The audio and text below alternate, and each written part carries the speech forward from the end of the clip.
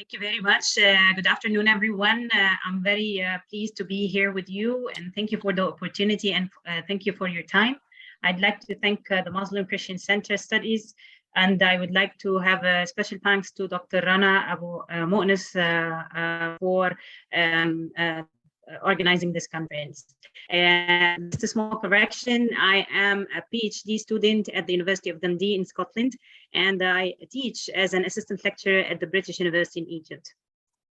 I would like to share with you my screen, and would you please let me know if you can see it or not? Sure.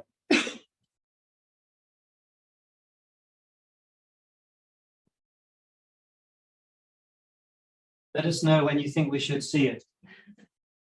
Okay. Can you see it now? It's coming. Yes, we can. Thank you. Perfect. Okay. So my Sorry, paper. Do you want to put it onto slideshow? Can you put it onto? That's it. Perfect. Yeah. Okay. So my paper is on Muslim Christian attitudes towards water as a natural resource in crisis. The case of Egypt from 2014 to 2022.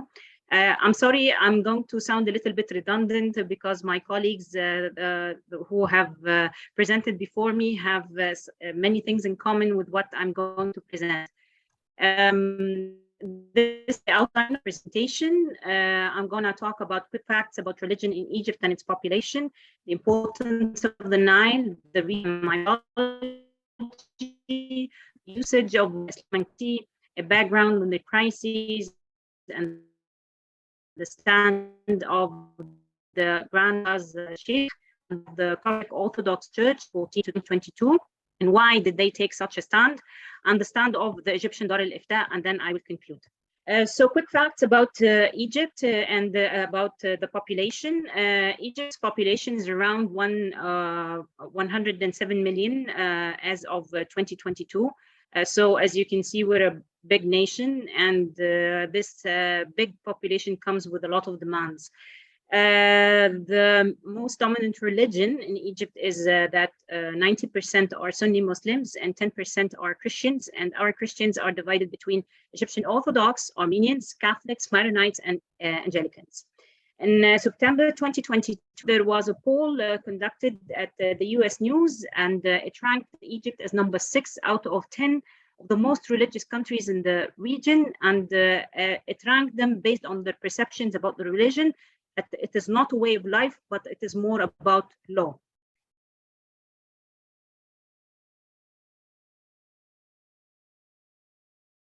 Right. So what is the importance of the Nile's ancient...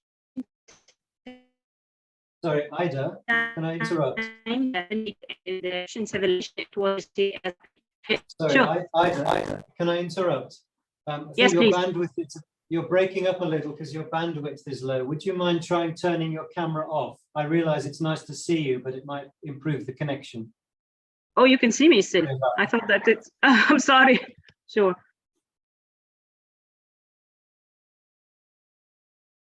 Don't change your screen. But if you turn your camera off in terms of our seeing your face. Yeah, she just might need to minimize that. Okay. Okay. Okay, try that. Thank you. You're welcome. Okay, so the Nile is deeply cherished and presented in the national anthem, popular songs, and literature. The Nile has always been part of the Egyptian identity, found in their unconsciousness, communal identification. Egyptians identify themselves as the sons and daughters of the Nile, and the Nile is the main source of the fresh water for drinking and other activities. The Nile is the main source of food and other 3 sectors like agriculture, industry, industrialization, and the touristic sector. They all depend on the Nile. The Nile is crucial for Egypt's economic growth and development growth, and this, of course, comes with own repercussions economically, politically, and socially. And Egypt, at the end, is in a water conflict area, and the water conflicts have been predicted long by many scholars, most famously by John Waterbury. And Egypt is stuck in a water tense area because of this Nile. Okay, research question and methodology. The main research question I'm asking in this paper is to discuss and to criticize the dominant institutional discourses and attitudes of both religious leaders and the communities towards water. And the methodology that I used was securitization theory, and the methods I used were qualitative analysis by analyzing statements given by religious leaders on the Nile and its waters. I have consulted both governmental and semi-independent newspapers, as well as foreign newspapers, to collect my data and to analyze them. My argument is that since 2014, the Egyptian leadership sought to gather the religious leadership around water to raise people's awareness about it and as a method to save water's consumption. But over time, the issue became securitized, and these religious leadership were united to rally around the president to support him in his battle against Ethiopia's Grand Ethiopian Renaissance Dam, GERD. So I know that one of my previous fellows in the previous sessions have mentioned the usage of water in Islam and Christianity, but I thought of reminding you of it. So in Islam, water is used 5 times a day for the ablution and showering the babies after the birth and washing the dead bodies before burial. And for women, of course, water is important after her monthly menstruation. Muslims in some countries pray the rain prayers, and they call it the drought prayers as a sunnah for requesting and seeking rain water from God, especially during hot weather and the times that rain is very, very scarce. Orthodox Christianity, water is used to bless new things, baptize babies, and after the Mass, the priest throws few drops of water on the community attending the Mass. And also water is used on Epiphany and during the Holy Week before Easter, where water is on Holy Thursday. Christians also have a prayer for rain during a specific time of the year, asking God to bring rain to nourish humans, plants, and animals. And the Coptic Orthodox Church has a very distinguished prayer, and they dedicated especially to the Nile waters. They pray that the Nile remains blessed every year, and it is always recited in the morning prayer in the Holy Week before Easter.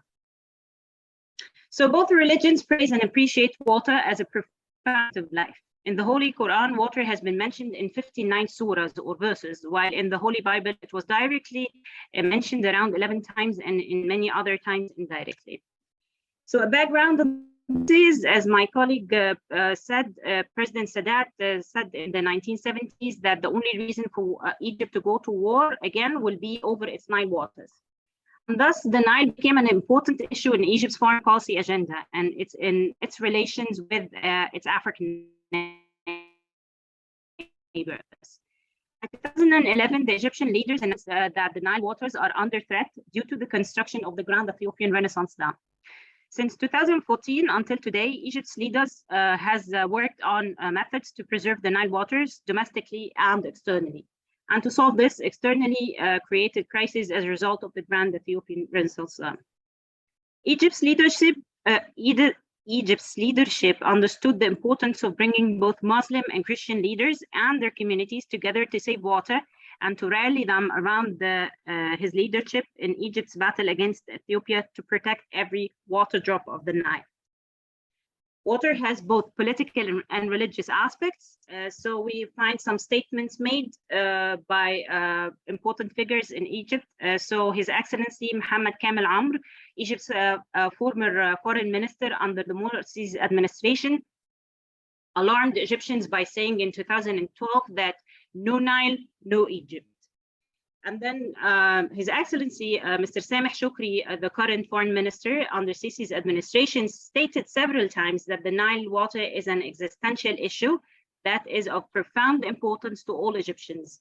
He also said that all government institutions pay close attention to it and they always coordinate together on it.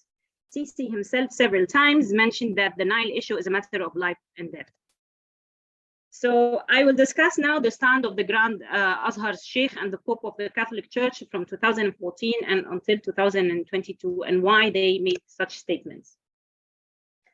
In 2014 and 2015, there were instructions issued by both the Pope Tawadros and Ministry of Awqaf, religious endowments, so that Sunday schools and the Sunday services to discuss the gift of water and how to preserve it. The Friday khutbah, or the speech, was standardized across 107,000 mosques around Egypt to discuss water and the ways to save it. This shows that leaders' securitization move taken in 2014 and 2015 have been successful, as their audience, these are the religious leaders, accepted it and instructed the church and the mosque to discuss water and to drive their community's attention to the crisis Egypt is undergoing, to conserve the water and to raise nationalistic feelings to support the leader in his acts in handling this crisis. So Pope Tawadros, the head of the Coptic Orthodox Church in Egypt, served the Christian community since 2012. He is a very active member and in making a lot of statements to various news agencies over the Grand Ethiopian Renaissance Dam. So in 2015, for example, he said that the Nile is vital to all Egyptians and that the Nile is a crucial side of Egypt's triangle, which is made up of the land, humans, and the river. In May 2021, commenting on the Egyptian actions in filling the reservoir of the dam after the Easter Mass, Pope Tawadros said that fights do not lead to full results and decisions. We hope that God may help us to reach a satisfactory solution that pleases all parties.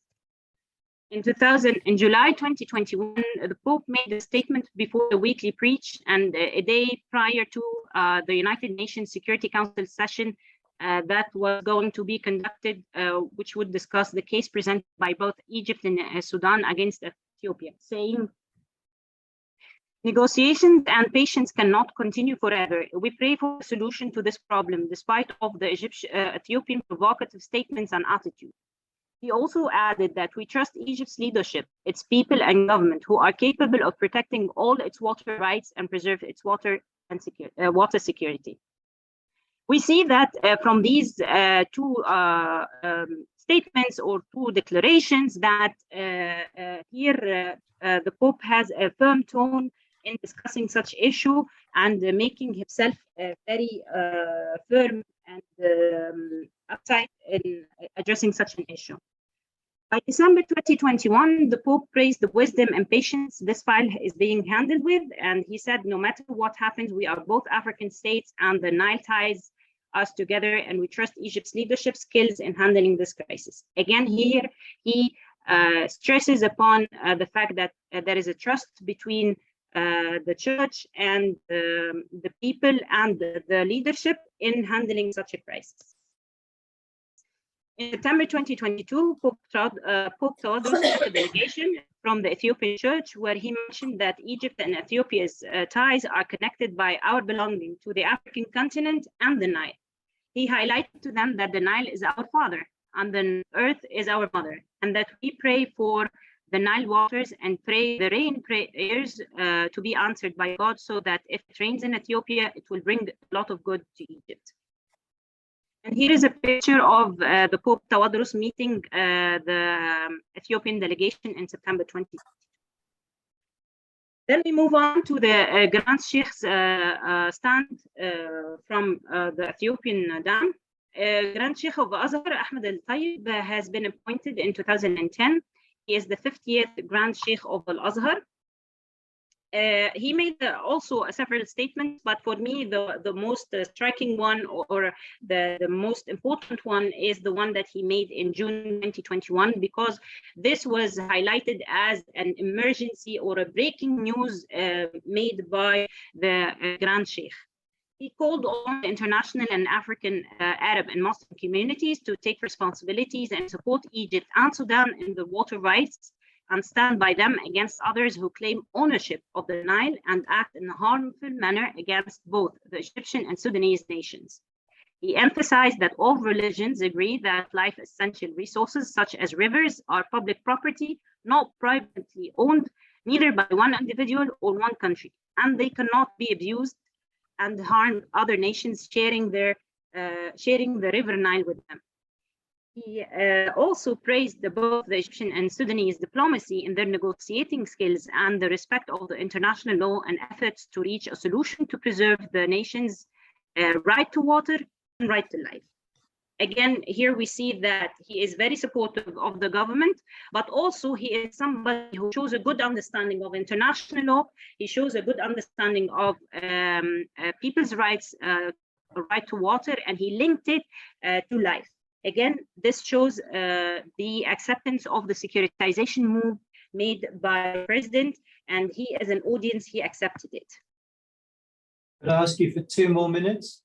Yes, sure. I'm very close to my end my presentation. Finally, the stand of the Egyptian Dar al-Ifta, and Dar al-Ifta stated in July 21 that it was keen in showing its support to Egypt's leadership in handling the Grand Ethiopian Renaissance crisis. Then it posted a prayer on its Facebook page, asking Allah to help the Egyptian president, army, to be successful in decisions and to protect Egypt in its people, its Nile, and its security against any harm. And here is a screenshot of that post on their Facebook page. Finally, to come to my conclusion, there is a consensus among both religious leaders on the importance of the Nile and its waters as an essential issue. Both religious leaders made strong statements showing firm tone over the Nile and against Ethiopia. It's not just because of their following the instructions that they have been given by the president, but because they feel the importance of water and that it is an essential thing. Both leaders' statements showed the success of the securitization move made by Egypt's leader and showing the strong support to their leadership in the methods in handling the crisis. Both see themselves as a method to rally their communities around the president in their support for handling such a crisis. Thank you very much. Thank you. Yeah. Thank you. Your connection held up fine. We could hear you perfectly well once the camera was off. I don't know if you could put it back on now if you wish. Can we take, well, let's see, we're tight. So a question, yes. Are there not any international laws regarding the construction of dams? It seems that either there's a gap or the countries are just ignoring it. Could you hear the question? Aida's muted herself. Sorry, can you repeat it again? Yeah, I was saying, are there not any international laws regarding the construction of dams? If there is, either there's a loophole in the law or countries are just ignoring it. Just to clarify, I know that the construction of these dams over the Nile River in specific, they are based on the Entebbe Agreement or the framework agreement that they have signed between those riparian states, downstream riparian states, in 2010. And the conceptual framework agreement, this is the exact name of it. But when it comes to international law, in terms of dealing with the river laws and so on and such, I don't think there is international law that supervises this or regulates this. It's more about agreements between states together. For example, in Europe, we can see that there is an agreement between the riparian countries that are overlooking the Nile, the River Danube. Here, in the case of Africa, in the case of the Nile, the downstream countries, they have some of them, or the majority of them, they have signed together this conceptual framework agreement in 2010. And Egypt and Sudan, as downstream countries, they objected on it because it waived the veto right that both Egypt and Sudan had in order to stop the construction of any kind of dams or projects that would reduce the amount of water that flows down to both Sudan and Egypt. So did I answer your question? Yeah, in fact, I think, I mean, the problem is just not. Do we have 1 minute to comment? Yeah. Yeah, there's a similar situation in Bangladesh where India is building a dam and it's going to disrupt the flow of one of the major rivers going through Bangladesh, which means the northern region of Bangladesh, northeast region of Bangladesh, scientists are predicting it's going to turn into desert in the next sort of 20 to 30 years after this dam is constructed. So, Wow. And Interesting. I think Wow. the same problem persists also with Syria and Turkey and Iraq over the river Furat and Euphrates. Yes. Yes, I read an article about that, which speaks about on the geography. It depends on where is the power, the stronger or the more powerful country, if it's down the stream or up the stream. So if the powerful country down the stream, they normally speak about the fair share of the water. But if they are on the upstream, they normally speaks about the sovereignty and who's in control. So every river in the world, who pass through transboundary nature, they have the different case study altogether, and not only different from region to region. It depends from time to time if the power is fluctuating. So, for example, in Egypt, a few decades ago, it was completely different because Egypt was the strongest in that region. But now the power is imbalanced. So now Egypt is not considered the most powerful. So the discourse changed. Ida, thank you very much indeed for joining us. Thank you for your time.